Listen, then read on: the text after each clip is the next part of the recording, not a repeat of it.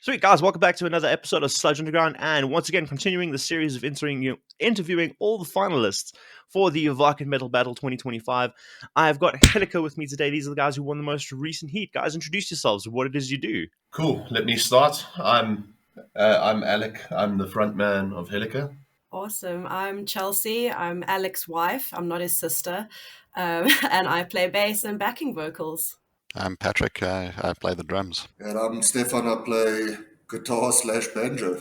No, fantastic. I feel like the clarifying that you're his wife, not sister, is part of the whole the band's like image as a whole. And I assume that's 100%. Something that you've needed to clarify because questions are asked. Yeah, that whole hillbilly, vibe. When I first started, before I officially joined the band, and I just did guest vocals, Alec would say, let me bring up my wife. She's not my sister, just to kind of go with that aesthetic. So we just kind of roll with it. And like one of the most like pressing questions on my mind from the moment of seeing you guys was how do you even conceptualize this? What made you sit down and be like, you know what, fucking hillbilly metal? That sounds like a great idea. How is that conceptualized? I got into slam around, I think, like 2016. And I was checking out a bunch of bands on Slam Worldwide. I thought, like, this is a really cool way to release music. Like they have a pre-built audience. A lot of bands at that time would just upload their music to their own YouTube channels and get, like, no views. And looking at the slam stuff, I was like, this is cool. But I also don't really dig the level of, like, misogyny and violence against women and all the rapey stuff that goes along with slam. So I also don't like the names. A lot of them are like so blunt. And I was watching the Wrong Turn series of movies and someone said something about the Kayleigh brothers. And I was like, Kayleigh is so subtle. It's like a subtle name for a band. And then I was like, well, it would be great to create a band around this. So I wrote a bunch of music during COVID. And then once the album was done, I really thought this is something that would be cool to take to a live setting. It's unique.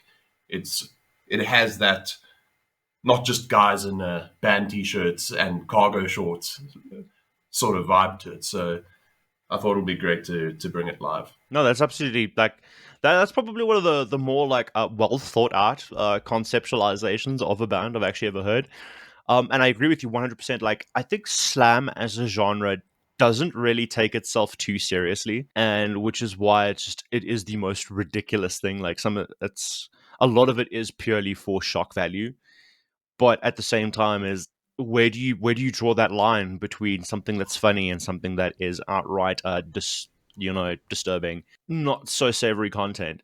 So like I can respect that. I can absolutely get behind that. Slam is just a fun genre in general. It gets a lot of like bad rep, but it is just fun. Like, let's be honest. So and then how are you guys feeling about moving over to the finals for the Battle for Wacken? How are you guys feeling about that? Oh, it is actually such a fucking honor. I'm so amped. Like, I can't wait. Any opportunity, first of all, to play Sonnage is one thing, because there's something, I mean, don't get me wrong, Rumors will always have like the most special place in my heart, but there's something about Sonnage stage that's just next level.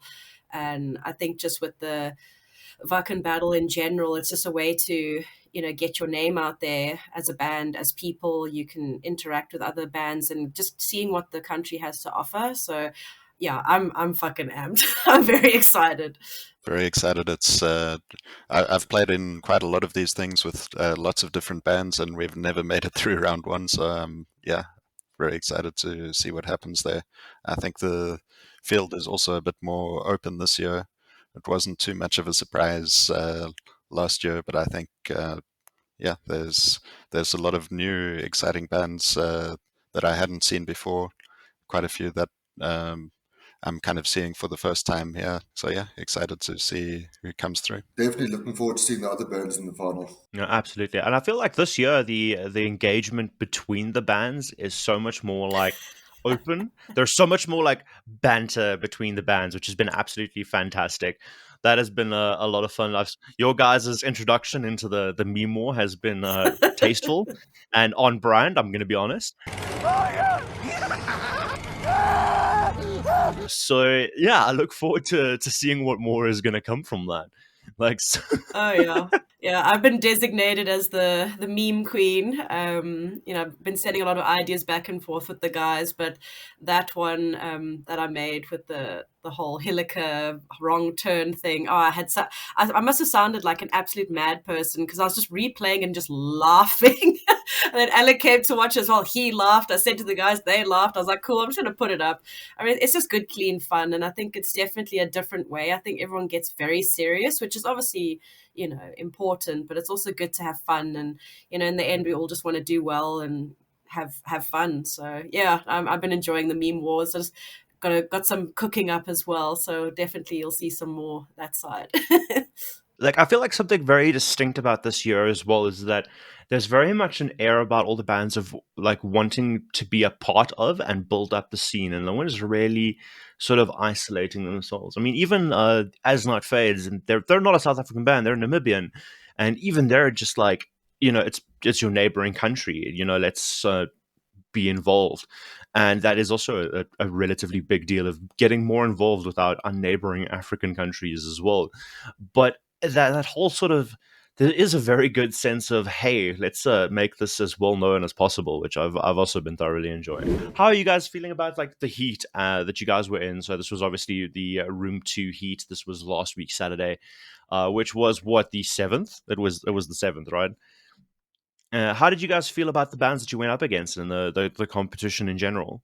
I thought it was quite interesting. Hey, like, it was definitely the most, from what I've seen, the most sort of diverse genre sort of heat. You know, I think the second most metal adjacent band was probably 21 Children. They were playing like almost more punk side of hardcore. And the other Amberlight Choices was like a really cool rock band.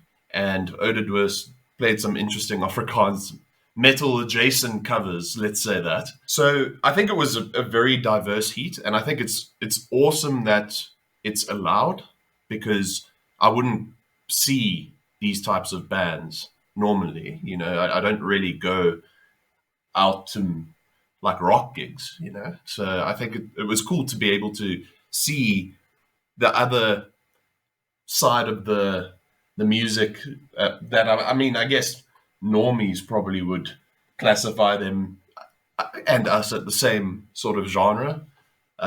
So it was cool to see. Like, it was interesting. Yeah, it's good to see things. My next question is directed at Stefan. I have to ask about the guitar, man. Like the banjo guitar. Did you always have that and were just like, hell yeah? Or did you see it and were like, this would be perfect for the band? Look, I had it made, but I'm one of those people, like, I get a bee in my bonnet, and then once I'm in that direction, it's like, then I must do it. And I did it. And yeah, look, I'm really happy with the way it came out. And apart from it being a stage prop, it actually plays really well, and it's a good sounding instrument as well. So yeah, but I mean, it was made purely for what we do on stage, nothing else. That's actually fucking cool though. So you had that guitar made for Hilliker. Yeah, I basically found an old banjo, took the bowl part off of it. The banjo works with the drum skin, right? So took the drum skin off, so that white part that you see, there's a solid block of wood, and then just had a basic guitar neck made from it. My original idea was I wanted to actually keep the banjo, the 5-string banjo neck, and just have like a 4-string guitar.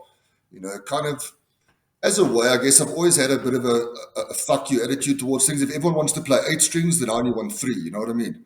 So yeah, it was originally supposed to be a 4-string guitar, but it ended up with 6. So yeah. I remember walking in and being like, is that a banjo? And then like I stood there like processing for a couple of seconds because I rocked up while you guys were doing a sound check a bit earlier in the day.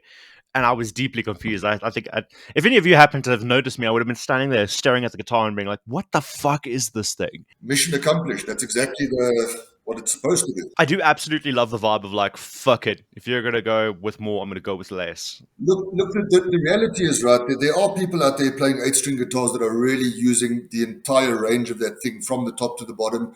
But there's also many more that are playing 8-string guitars and literally doing chug chug on the 2 low strings. So why do you need 8 strings? Shots fired at the Genty boys. That wasn't directed at anyone specifically, but if the shoe fits, wear it. If you're gonna have an A string, there are frets above 0 and 1. Just putting it out there. Uh-huh. No, that's great, and like I love that also just fits into like the general vibe of it. And then yourself, Patrick, in terms of playing drums, do you also kind of have like a different view, sort of going into it? So I've been playing metal for a long time. I've kind of branched out to some other genres, but it's pretty much always been within the metal realm. My first kind of serious band started around 2008, 2009. That was also around the same time I met Alex, so we've been playing in parallel bands for many years. Yeah, actually it was already Surdus back then, so yeah, we've been kind of both in the scene for quite a long time. So when he was looking for a live drummer, I guess was still remembered. You guys have been a part of the scene for quite a bit of time now. Like, so is this like prior to 2009? You saying that was when you guys sort of like met? But how long have you guys just been a part of the South African music scene in general? I'd probably say around that time, like 2008-ish, probably is when I first went to a couple of shows. In terms of playing live, the first time I played live was in 2012. So, but yeah, I've been a supporter of the scene since 2008. 2012, 2013 is around about the time that I myself entered the scene and started watching bands and started making music. I was not involved. I liked metal, but I was in very much a Paramore clone type of band, which shocks people. But that was like my sort of introduction into it, and I got to see bands like The Drift. There was... No, I can't remember anyone else. The Drift was one of the ones that stuck out for me. It was Facing the Gallows and all of those guys. I just remember like immediately just saying like, yeah, this is something that I want to be a part of, irrespective of what the drama is. Like, I like this. I like these people. So then here I am, like nearly over a decade later. Here we are, still doing this. Yeah, I mean, it's the same for me. I mean, I met Alec in 2013. And that's when we got together, and that's when I kind of got involved in the scene, because I always enjoyed the music but had no idea where to go, where to watch, etc. And funny enough, like my first local gig was just before Alec and I officially got together, was when he was playing in Surdus way back when, and I was just like, this is fucking cool, I want to do this. And then when we started dating, it just kind of went from there, and that's how then we started bands together, and now we're in 2 together. So yeah, no, I fucking love it. It's such an awesome community, and I'm very, very, very proud to be a part of it. One thing that I find incredibly like striking about your guys is that your stage presence and your stage personas as well. So I know that also comes from like from what Alex said earlier with the Hilliker, you wanting to derive it from that theme, from the wrong turn universe. But not a lot of people will actually go full sort of into it in terms of like the outfits, the makeup, and that type of stuff. Like, I assume you guys just had an absolute fucking blast coming up with your outfits for this. Do you like have stage characters? Does it go that deep? Like, are you in a sort of character on stage, or is it not so much that? I don't think it's well, at least for me, it's I am a different person on stage. I'm a little bit shy in the real world.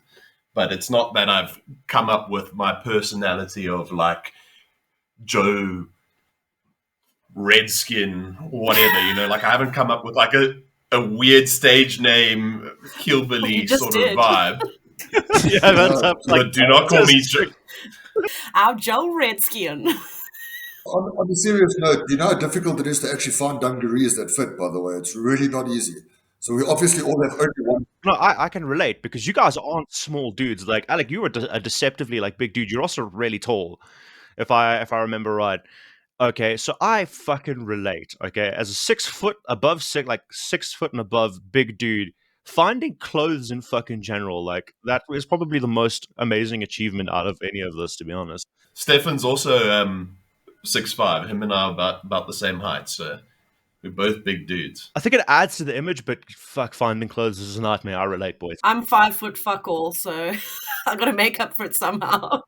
But you're really good at memes though, so that makes up for it. Similar to Alec, I'm not like Josephine Redskin, but I do find I enter a different realm when I go on stage. Like, I mean, you can tell by the background, I've got a small Harry Potter obsession. So like that's me normally, like just a giant nerd, like, you know, everything Harry Potter, cats, whatever. But when I get up on stage, I like forget all about that and I just get up there to fuck shit up and cause a scene with my bass. And just, I mean, I've got to try and be as big as my counterparts while still being a girl, like much shorter and whatnot. So I try and make up for it by just being as aggressive as possible. But yeah, I mean, I think after this, might consider getting stage names. I mean, after hearing Joe Redskin, that's made my day. I feel like a lot of us metalheads are generally very nerdy. There's always something. There's always some other fandom. I know for me, it's like either anime or Warhammer. That's one of the ones. Yeah, Alec is the Warhammer guy as well. And like with the possibility of going through to Germany, how do you guys feel about the chance of possibly representing your country, like your country's like scene as a whole in another country in one of the biggest festivals in the world? I think it's awesome. Like, I think it's a wonderful honor and a privilege if we were to get it. I also think, like, because our music is like horror sort of themed, I don't feel ashamed of it. It's like very blatant. It's on the nose. It's obvious that it's inspired by horror movies. You know, we're not violent people. We're not, yeah. And I think if I was in a band where the song titles were a little bit more sketchy than what our song titles are, and trust me, they are a little bit sketchy. I think I'd be a bit embarrassed to get on stage and whip out, "Oh, we're cunt carvers, and this song is eating dick for breakfast." You know, like, I think it's cool that our songs are a little bit more subtle. Our band name is a little bit more subtle. Like, I'm not embarrassed by any of the stuff that we do. I can play our music for my mom, and she can only blush a little bit, you know? Like, you guys do still have some interesting names like Flesh Fondue. That is artistic genius. I will, however, have to fucking laugh because one of the recommended songs right after that is Penile Explosion, Not the Fun Kind by Rusty Lobotomy. So that just fucking straight proves your point. Your point was immediately fucking proven. Yeah, exactly. Fuck's sakes. Fucking I need to save that. Absolutely. God, that on that note, guys, thank you so much for having a chat with me today. Where can people find you? Yeah, we're on Instagram, we're on Facebook, we've got Spotify. YouTube is a little bit quiet at the moment, but gonna start getting shit up on there. I look after the socials, but yeah, just find us up there. And we've also got a direct email if people want to chat to us directly. But yeah, that's where you can find us. I think also, if you guys want to listen to the album in a chilled way, there's an album stream up on Slam Worldwide. So our debut album came out in 2023, I think. It's called Cannibalistic Cacophonies.